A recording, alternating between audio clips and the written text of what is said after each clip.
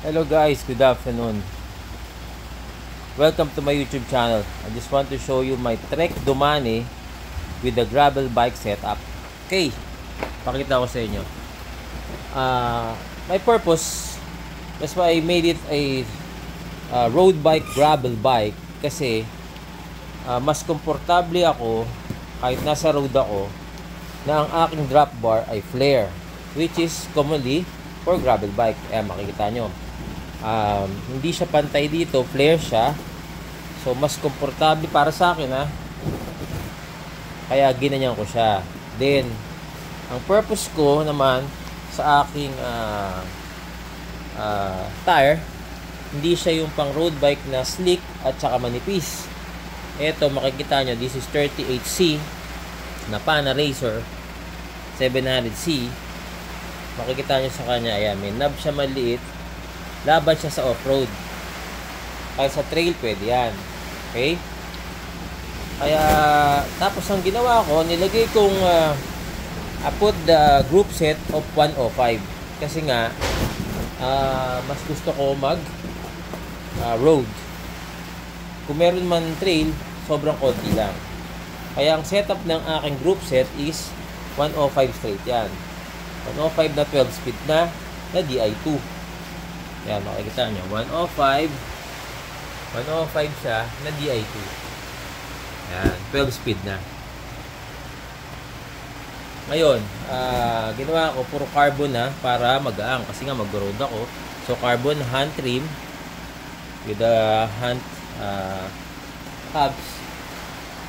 Makikita nyo siya. Ayan. Ang pinaka-frame niya is Trek Domane. Ayan. Yung setup na. Ngayon, natin ito para ma-monitor natin yung ating speed.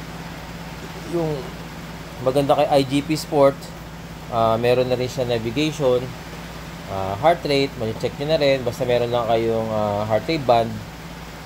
Tapos, the good thing with that, ayan na, nakakonect na si Di2. Andun yung speed mo. Maganda dito, hindi mo na kailangan ng sensor doon sa, diba, commonly may sensor dyan. Pero hindi na. Dito, through GPS na siya, monitor mo speed mo. Tapos, makikita mo rin yung front gear mo. Yung front derailleur. That's the front gear. Makikita mo sa kanya. Yan, kung mag-shift ka. Yan, nakikita nyo. Yan, diba? Tapos, rear gear. Makikita mo na rin sa kanya. Diba?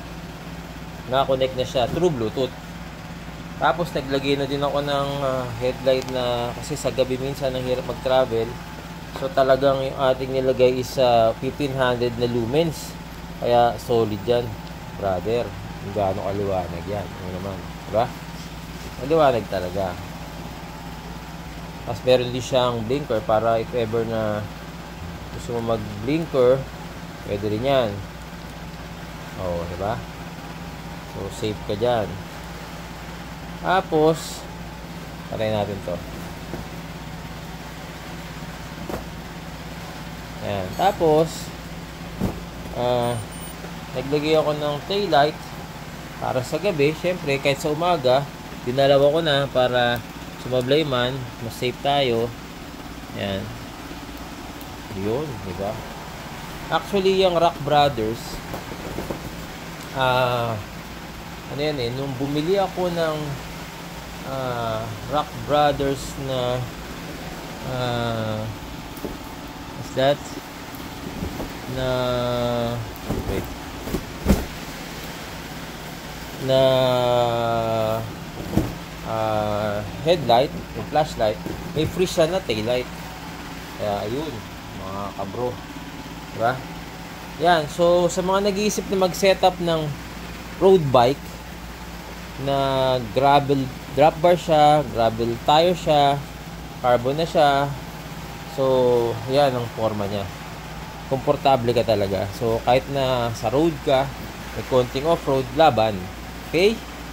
So, thank you for watching. Sa mga sana nasayang kayo sa aking munting vlog, palike and subscribe na lang. Thank you mga bro. Thank you.